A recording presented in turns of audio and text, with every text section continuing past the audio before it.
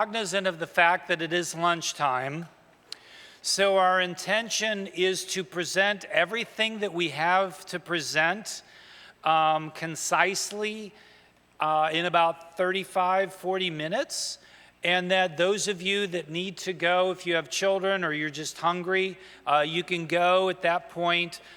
This will be recorded, so you can watch it.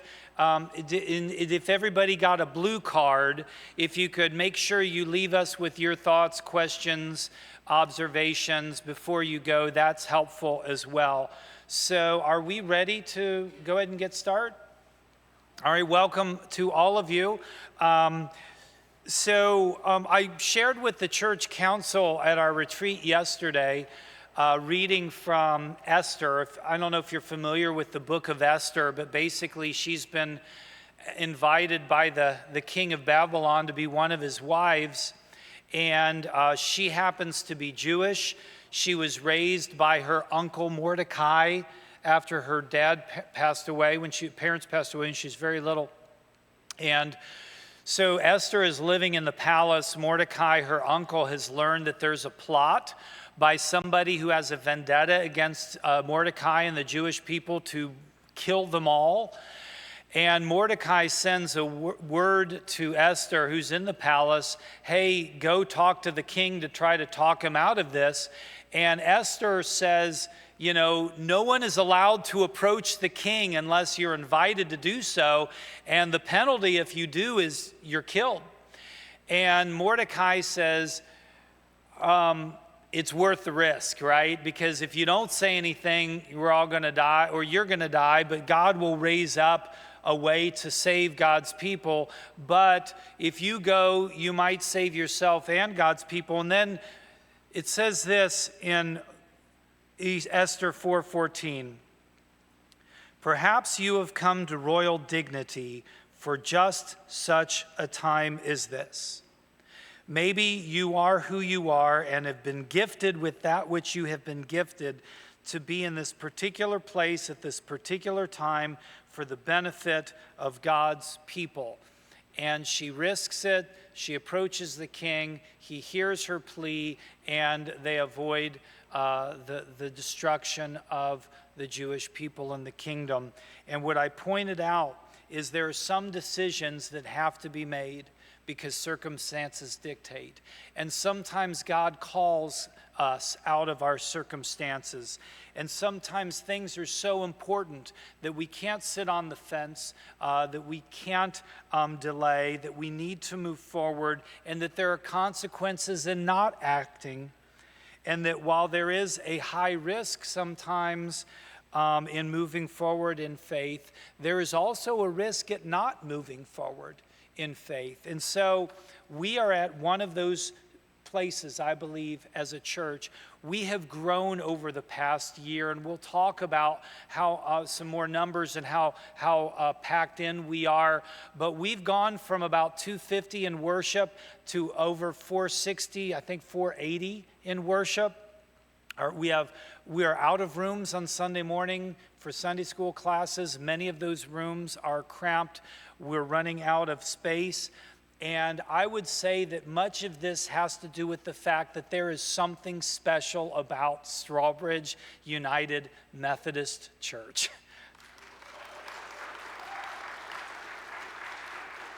There is something special about you that people want to join us in our mission to the world. And I hear it all the time. I hear it from long-term members. I hear it from first-time visitors. And I'm hearing it constantly from the hundreds of new members who have recently found a church home here at Strawbridge after their own tumultuous journey. Some of you are in this room. Our warmth, our inclusivity, our adherence and faithfulness to the doctrines and beliefs of the United Methodist Church have led many to the same conclusion. Strawbridge United Methodist Church is a place where everyone is loved, welcome, and accepted. Our problem, we've done our mission too well. We don't have enough room for the members we have, let alone new ones to come. We've run out of parking spots on Sundays. We've run out of rooms, and the rooms we have are too small for our burgeoning Sunday school classes. If you've been to the 9 o'clock service, the choir is huge, amen. We're using all the seats in the choir room. Now, we have to make a decision, though. We want to make space. It's our mission to make disciples of Jesus Christ, right? We have a missional obligation to make space for those that want to join us. Yet how do we do so without losing our personal, friendly atmosphere? That's what we're striving for, right? There's a quick and easy way. We could double our capacity on Sunday morning without spending a nickel, and we could do it next Sunday if we split our Sunday school class time. The problem is I haven't met anybody that wants to do that. Apparently we like each other, and we want to keep our same schedule, worship at 9 a.m., Sunday school at 10:05-ish, and worship at 11:05. If we're going to do that, we got to build more space. We got to build more space. So we have land on which we can build. We can add parking. This land over here, y'all have probably heard, we can buy that. Someone gave us $1.4 million to buy that land, y'all. So we're working on that. So we've got to develop some parking. And look, I want to keep as many trees as we can, right? We don't need 5.9 acres of parking. We're not going to clear cut it. We just need a few more spaces for parking, but trees will be left to do that. So we can add that for parking. And then we could construct a new building in the open corner behind the Great Hall in room 151. That's that way. And if we did that, we would have more room for adult discipleship that would then free up space for children, expanded children and nursery, which we need, and more student ministries, and more space for missions and to store and do missions, all of which were priorities given to us from the survey. We'll talk more about that in a bit.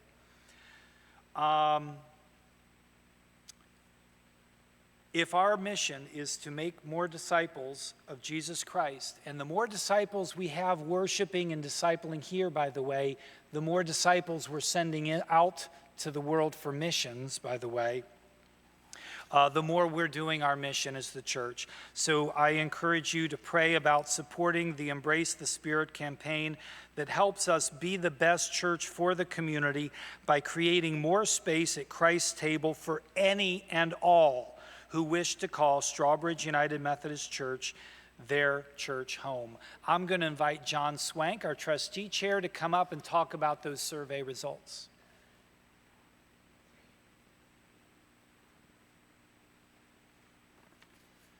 Yeah, if you can move to the next slide. As we talked about here, Todd did a very nice summary of the things that you're going to hear now. And I want to emphasize that what we're talking about throughout all this is a progress report. This is not final. We still have a long way to go on this, as you'll find out. But if we take a look here at the results of the congregational surveys here, we had a very strong endorsement of these statements here. I know most of you know the second one. The first one makes a lot of sense. Yes, that's what we do, a community compelled by the love of Christ to make a difference in a world in need. But most of us are probably familiar with being the best church in the community, not to be the best church in the community, but to be the best church for the community. And we wish to achieve that. How are we, and so what are we going to, what are we going to be doing here? Everybody said, well, we're headed in the right direction, changing people's lives, having a positive impact on the community. We're doing a great job with this. That's why y'all are here. But there's others that want to join. We want to make room for them. We're already at this capacity or over capacity, you could say, with this. And so with part of the survey, we're wanting to see, well, what do you think are the highlights that we need to look at? If we could, next slide. So there were three that really jumped out. You can see the adult space, parking, and space for outreach ministries. Those were big ones that jumped out, and then there's some other ones that came to mind too. Well, large gathering hall, some other ones. The three that we have there that were identified. And so we need more room. We need more space. We need more parking space in these cases. And if we take a look, there's lots of other ones that we can do. We could do depending on what we have, and some fit with what we have on this. There's also some other needs that we see. There's some infrastructure needs that we also have. Me being chair of the Board of Trustees, I can tell you that we do have infrastructure needs that we have to happen, ranging from a new roof. We need to fix some foundational issues we have in the entrance to the narthex, and there's numerous other things that need to be updated and fixed in this church. And so I think many of y'all will agree with these different ones. And really, these are the things that are for our current growth that we have seen. We're not talking about building it and they will come. Right now, we're talking about just fulfilling what we have here at the church right now. If we could move on to the next slide. We said here that we have our various priorities, as you can see from the previous slide: parking capacity, classroom capacity, what we can do for missions and how we grow our missions. We grow our missions from the people that are here working. We'd like to have a larger fellowship hall at some point. You're not going to see that in our current proposal, unless we are really, really fortunate. But and then, like you say, the renovation of the various areas. As it says here, we may not be able to do it all right now. It just depends on the support that we have. If we could have the next slide. What are some of the issues that we have that we talked about? The parking lot. It says 100% of capacity. Really, people are parking on the street. And I've related to some before that Christmas Eve services, my daughter wanted to come to Christmas Eve service and join us. Parking lot was full. She didn't come. It was full. She went somewhere. She went home, essentially. Joined us for our later celebrations. The classrooms. Only one is really left, and it's really for BBLC. The other ones, many are overcrowded. People are trying to figure out how to make space in the rec. And such like that. We need more space. We need the choir. We're just at complete capacity. And the same thing Todd talked about with the church. We increased from 250 to 486 people on average. I would know I take attendance when I'm ushering, and so I can tell you, yes, I see a lot more compared to a couple of years ago. We can move on to the next. So this is. Some of the other folks will be talking in greater detail about some of these items, but really what's happening with this is that we've been putting together our committees. Some are active, some will be more active when we come through. We've been doing some interviews. Our architectural firm, and you'll hear from them, has been conducting interviews with some of our leaders in the various ministries about their needs. We've had our Gratitude and Growth Steering Committee, of which I am also chair of that, have been following and proposing how we will be moving forward with these activities. And we're developing, like I say, the campaign that is coming up. And then you'll be hearing very shortly about the land that is coming up with this. So a lot of things are happening. And one of the most important things that is happening is what you can be doing right now, which is the bottom. The prayer for discernment of God's will for Strawbridge. That is the basis of what we have. So you can be praying at all times for that. And we really do think that's important. We know that's important on this. And so, like I say, we're really just at town hall number 1. We've got a long way to go with this. And so what you're hearing here are our proposals. It's not firm. It's not, it depends on what y'all want in these cases. And with that, I'm going to turn it over to our lay leader, Bill, over here.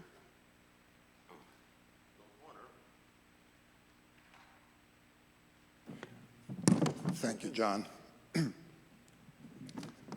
So if we could have the next slide.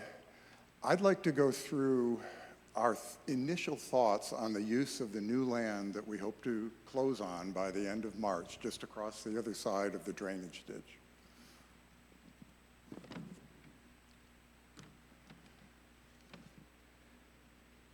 This gift works in many ways. It's obviously a way to cure our immediate problem with parking, but it also opens up the future for Strawbridge United Methodist Church. And I'll try to show you how that might play out. So first, just to orient you, it just barely shows. So we're here on our existing campus, and this is the new land at the intersection of Kingwood Drive and Cedarville Drive. It's about 5.9 acres in total.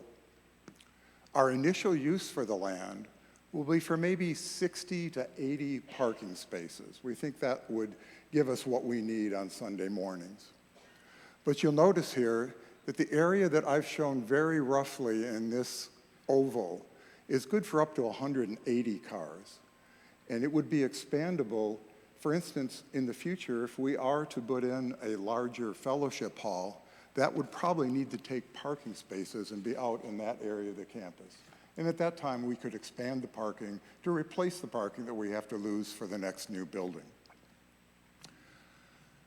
This is only, including its stormwater detention, about 1/3 of the 6 acres. And for those who love the trees, I count myself dearly among that group in Kingwood. First, I'd like to point out that there is a 50-foot wide landscape reserve here, which will remain fully treed, just as it does between our church and Kingwood Drive now. In addition, along the drainage ditch, there's a 10-foot easement for utilities for the future. And our thoughts are that we would want to walk an additional 10 feet to church on Sunday morning in order to retain a screen for the parking lot. Now, we'll have to get from the parking lot over to the church. Some form of bridge will need to be built across the drainage ditch. Options for that are as simple as a pedestrian bridge. You could also put golf carts on if we wanted to help people in the rain or those who have difficulty walking. Or we may go so far as to put a vehicular bridge across there as well, which might make the traffic flow a bit better. And we'll also need an easement across that landscape reserve for an entrance and an exit off from Kingwood Drive. That leaves about 4 acres. One possible use for that would be to actually sell off the lots along Cedarville Drive for very similar sized lots and for the construction of housing that would be fully compatible with what's already on that street. That would still leave about 2 acres for future use. We really are not going to think about that at this point, but it will remain treed until the church decides what it wants to do with it. It could be as simple as just a prayer walk over there with various stops for contemplation. As far as the status goes, in this coming week, I will kick off conceptual design with an engineering firm that we've had on board for the last month, doing what we call due diligence. And they're making the initial contacts with the City of Houston, Harris County Flood Control District, and have determined that there are no showstoppers to this. They're open to what we need to do on this land. And I should also say that in the course of doing this, we want to be really good neighbors, and our first steps on that are meeting with both the Sand Creek Community Association as well as the Trails Association to let them know what our plans are and to allow them to influence this as well. So that's the brief overview on where we are with land. At this point, I'd like to introduce our architect, Jim Powell. Jim is with the firm of Merriman, Holt & Powell, and has been very helpful to us in figuring out both what we need and how we might need to meet that need. How we might need to meet that. Easy for you to say. Jim, come on up. And just want to refresh everybody, this is new. We first saw these plans Wednesday of last week, so you're seeing them about real time. Jim? Thank you, Bill. Good afternoon, everyone. I am Jim Powell, and I'm joined with Jose Fernandez. He's a principal in our firm. Jose, could you stand for a second, please? And we are representing our firm, Merriman Holt Powell Architects. Working with churches like yours is the focus of our practice and is our most important work, and that's been true for our 30 years. God willing, we'll be doing what we love to do for another 30 years. We're very excited about the design we have to show you today. We think it does an excellent job of addressing your space needs. As Bill and John have already, and Todd have already said, we've accomplished a lot, but we have a long way to go.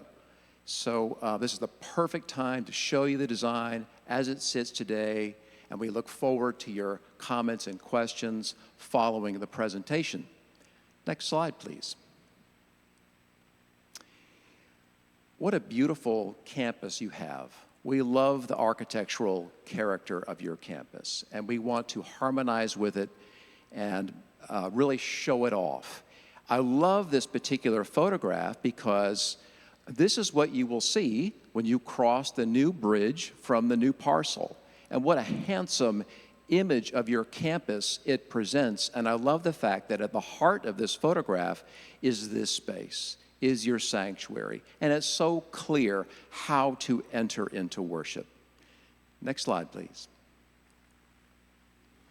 On the heels of the congregational survey, we worked with the master plan committee to identify all of the ministries we needed to interview, to spend time with, to learn what they do, how they do what they do, where they do what they do, and of course to talk about their space needs. Next slide, please.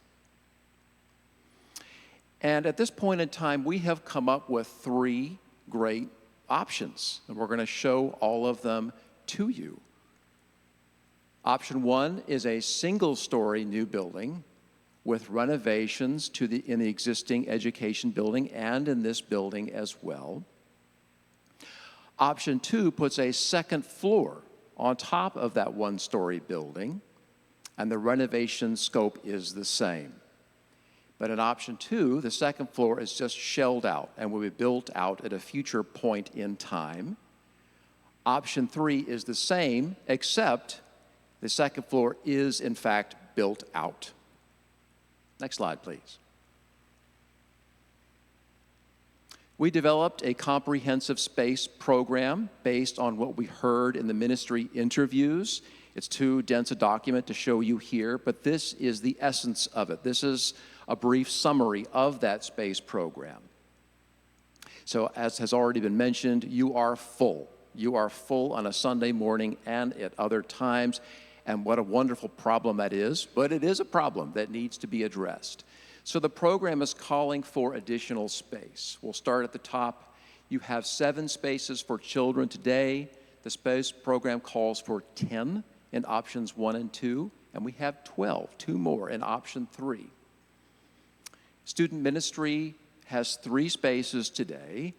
Option 1 and 2 adds a space, and option 3 adds yet 1 more. And adults are really pressed for space. They have 8 classrooms today and 2 additional spaces that are not in proper adult classroom spaces. In options 1 and 2, we have 11 proper classrooms for adults, and in option 3, we get 2 more. I want to read these lines at the bottom. These asterisk lines are important. So the BBLC, the weekday preschool, currently has 8 rooms on the first floor, and that will continue in the design. But they'll have rooms, some of which are at a larger size. And I already mentioned the bottom line. One of the adult classes, a large class, is in the rec space simultaneous with children's use. So it's hard for them to hear each other. And also adults are using one of the BBLC classrooms, which is way too small. Next slide, please. Okay. Here we are looking at our proposed site plan, showing the existing campus in orange and the new building in blue. We think the new building is in a great spot on campus. Kingwood Drive is on your left, and Willow Terrace is at the bottom of the screen. It's really the only spot to put this new building. It is the last available site on main campus to build a new building. It connects to the existing campus in a great spot, we think. Let's see, I don't know if you can see. It's hard to see. So there's a main intersection here where the hallway that leaves the narthex connects into the education building. And the new building connects right to that intersection via a wide hallway. So we think it is well integrated into the flow of the campus. Next slide. Here we are zooming in on half of the floor plan. So I'll talk about the new building a little bit more. You can refer to the key code on the left that describes what all these colors mean. So we're envisioning 7 plus or minus 500 square foot adult classrooms in this new building, right in here. Again, you connect to the new building via this hallway.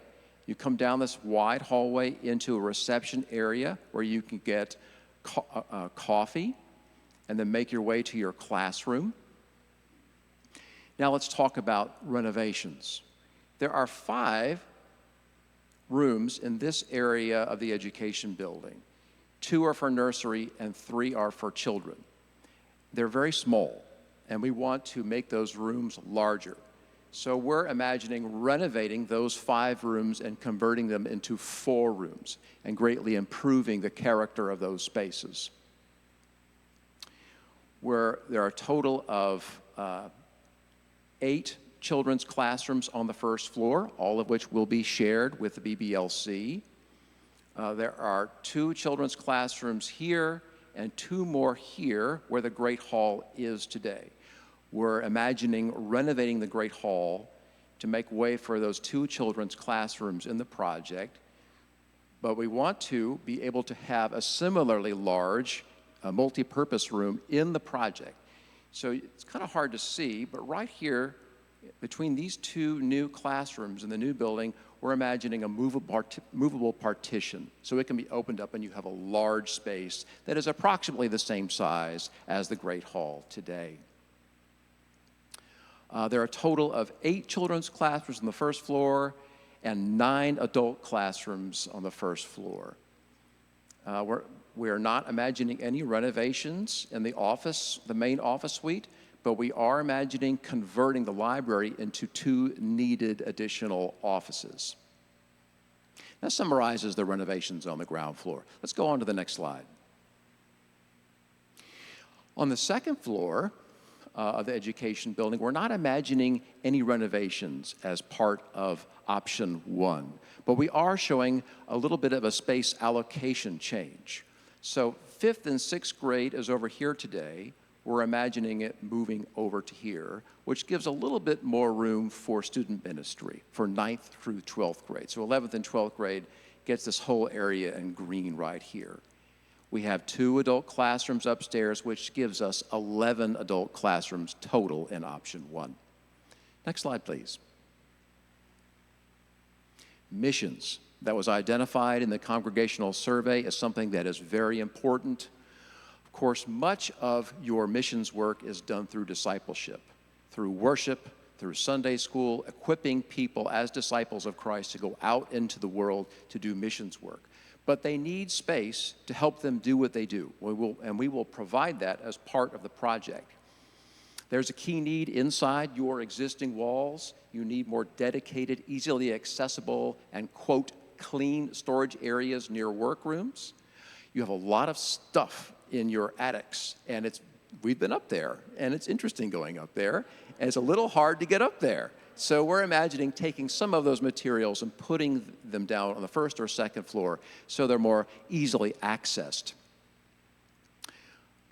Most mission spaces is required during the week, and we are imagining putting storage for the materials in some of the new classrooms or perhaps even all of the new classrooms. Of course, they will be able to continue using the garage building as they do today. Family Promise is a wonderful ministry that you all offer, and that will not change. We'll make sure that they have space so that people can stay overnight on campus like they do now, and they will be able to utilize the showers as needed. Next slide, please. Okay, let's look at this space. We'll start at the top of the screen where the choir rehearsal space is. As some of you may know, the risers are shallow. They're only 36 inches wide, which is really not wide enough to make them safe. We heard that someone, I believe it was Bill's wife, who fell just the other day, unfortunately was not hurt. We're sorry about that. I'm glad she was okay. More typically, we see risers 42 or even 48 inches deep to make it safer to sit and then stand in front of your chair to sing. So that's what we're showing in the rehearsal room, is renovating those risers so they're deeper and safer. The family room, or the bride's room, really serves both purposes. We're imagining moving that function to room 151, which is just below the restrooms here. And we want to convert that room into robing rooms. The choir has grown, which is wonderful. They need more space for robing, and that seems like a great spot to do that. They robe now in the ambulatory, the hallway back here, and we're imagining expanding that closet and converting into needed music storage. The choir practice room is full of stuff, and they need more storage space. In the sanctuary, we're imagining moving this modesty rail that you see right here out about 2 feet. This space was designed for traditional worship, not for contemporary worship. And for those of you that haven't peeked back there, you might want to take a peek to see all the stuff that is behind that modesty rail. There's really not enough room for a row for choir that might want to be back there. So we want to move that out 2 feet so people can sit back there in an additional row more comfortably. Next slide, please. Option 2. So in option 2, we're building a second floor above those 7 adult classrooms that I talked about a moment ago. So this will provide needed space that you will utilize in the future. It also makes you all a good steward of the property that you have. Because as I mentioned earlier, this is your last available site to construct on campus without disturbing something that's already built here. If you were to build this second floor as a separate building somewhere else on campus in the future, it would be far more expensive than building it as part of this project.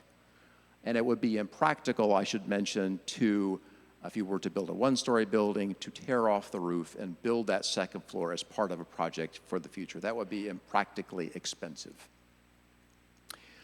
In option 2, the renovation area is the same as what I described earlier, so I won't mention that again. Next slide, please. Option 3. In option 3, we're imagining moving student ministry from this area over onto the second floor of the new building, giving them additional space, we think really vibrant and exciting, attractive space for youth. And that will give you the opportunity to create more space for whatever ministry you want. It could be for adults, it could be others. It would free up 4 available spaces for whatever you wish. Next slide, please. Okay, we have built a 3D model of the design. We're early, as I mentioned earlier, and has a ways to go, a ways to cook, but we're excited about our initial 3D design. We're looking at option 1, which is the one-story building. We have embraced your architectural character of your campus, which we love. You have a language of banded masonry walls, brick walls, with pitched roofs, so we're working within that language. If you go down on the ground, so you've just pulled off Kingwood Drive, and this is what you would see. And we feel like it harmonizes very well with your existing campus. Next slide, please. Here we are looking at options 2 and 3. The 2-story option, again, it works within your architectural character. We think it fits in very nicely. And then here we are again on the ground, looking at the building. So we like it. We hope you do too. We look forward to your comments about it. Next slide, please.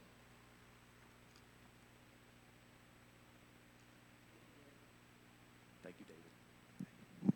So good afternoon. I have thank you, sir, the enviable position of being between you and the door, or your much-awaited questions, so I will keep it brief. But for those of you that don't know, my name is David Klosterbor, and my wife and I, along with Adam and Sarah Mowry, are been very excited to be a part of the Capital Campaign and serving as their co-chairs. So what I'm going to do today is kind of give you three things. One is kind of the uniqueness of this effort, the Capital Campaign. I know many of you in this room have been involved in multiple capital campaigns. I know, probably serving all types of roles. So I want to tell you a little bit about why this particular campaign is a little bit different than maybe some of the ones that you've been in the past. Secondly, I want to talk a little bit about the timing of the campaign and what that means and why we're doing this now as opposed to later. And then finally, I want to give you kind of the state of where we are today, and what we anticipate over the next several months.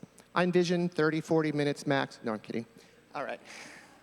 So, in a few minutes, you're going to see the theme of this campaign, and we are very excited. And the plate has already been set by Pastor Todd, and we're going to reveal that at the end. So you really want to stay around to see the theme of our campaign. So why is this a unique campaign? Number one, our church is very different than it was 2 years ago. We have brought together congregations from all over the Lake Houston area. There's new folks, there's well-established folks, there's folks that were here when the ground was broken on this sanctuary, when you were in the Great Hall. All those steps, we recognize that. And this church is very different than it was 24 months ago. So that creates a unique need and also a unique challenge as we move through this capital campaign. Secondly, because we're new and because we're not what we were 24 months ago, we don't really have the advantage of a lot of financial history.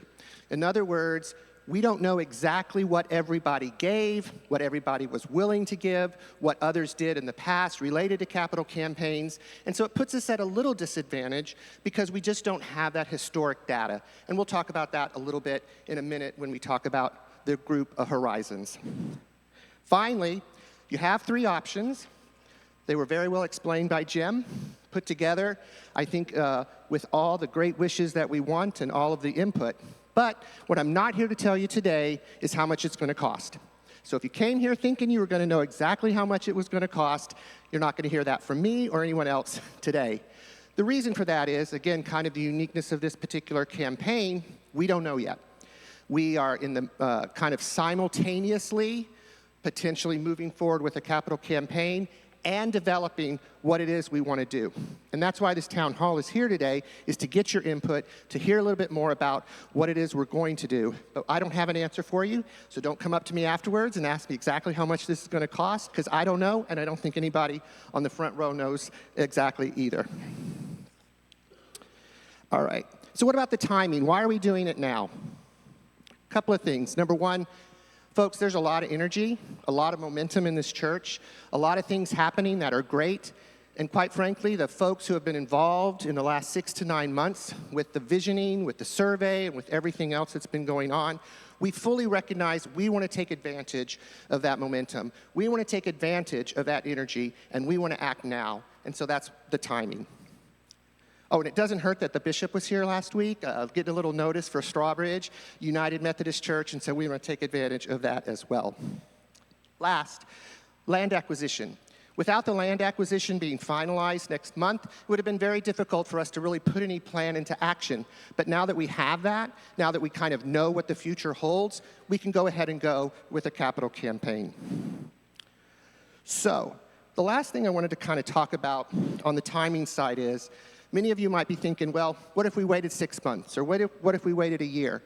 Recognize that every day we wait is another day that we won't be occupying that space, is another day that we'll be dealing with the parking. If we waited even till the fall to have a capital campaign, we would likely see late 2026 or early 2027 before, yes, it's early 2024, so think about early 2027 to see the fruits of our labors. So we think the timing is right, the timing is now, and I think that with the energy, this church can do it. I know they can step up, and I know that we'll have success. So the last thing, and then you really will get to ask some questions, I promise. The last thing I want to say is what's our present state? So for the past 2 months plus, we have diligently been forming a leadership team for a capital campaign.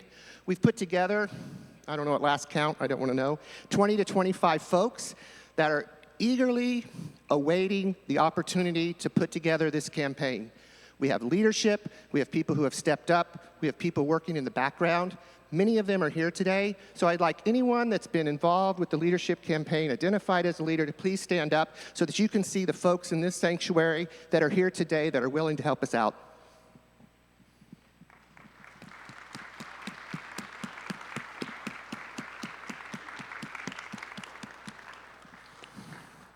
So with that said, I will tell you that 2 issues that I wanted to bring up just to make sure everybody knows it, and I'm going to use the D word. The front row doesn't know I'm going to use it, and that's debt. We don't know, folks, whether we have a debt tolerance, whether we're going to be able to raise any and all funds that we need. We recognize we're bringing together congregations who may have had different cultures and different ways of thinking about that. So those are all things that we're willing to face, those challenges as a capital campaign team that we have discussed. We've talked to the pastoral staff, and we know that that will be one of the challenges that we have going forward. But the fact is we're going to have to face it, and so if you hear the D word, debt, we'll talk about it. We'll want to make sure we engage it and make sure we know what we want to do going forward. All right, the last thing I want to say before the big reveal is that we have also engaged a company by the name of Horizons.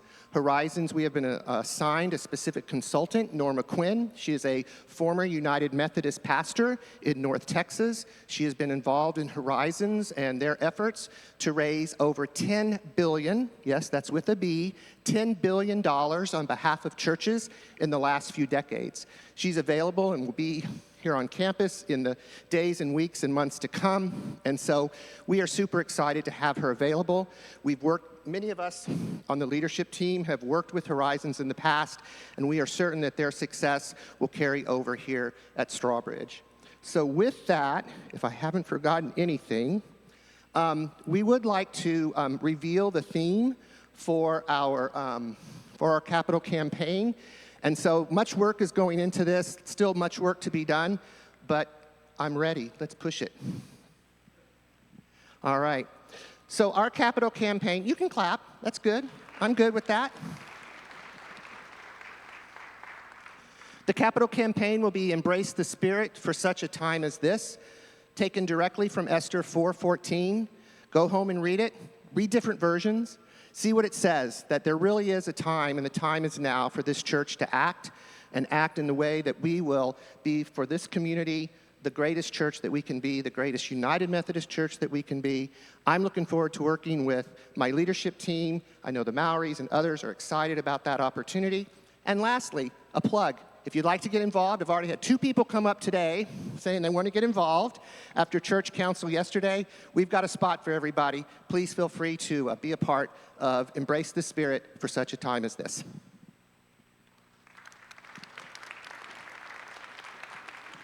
Thank you so much for staying. If you need to go, that's our presentation. Just leave your blue card with us so that we can hear your feedback. We had 2 primary purposes for this presentation. One, to update you all on where we are on this, so we're not getting too far ahead of where you are, but 2, to get your feedback. So leave us your feedback. If you want to stay and ask questions, all of our presenters are here, so I will just, at this point, what questions have you for us?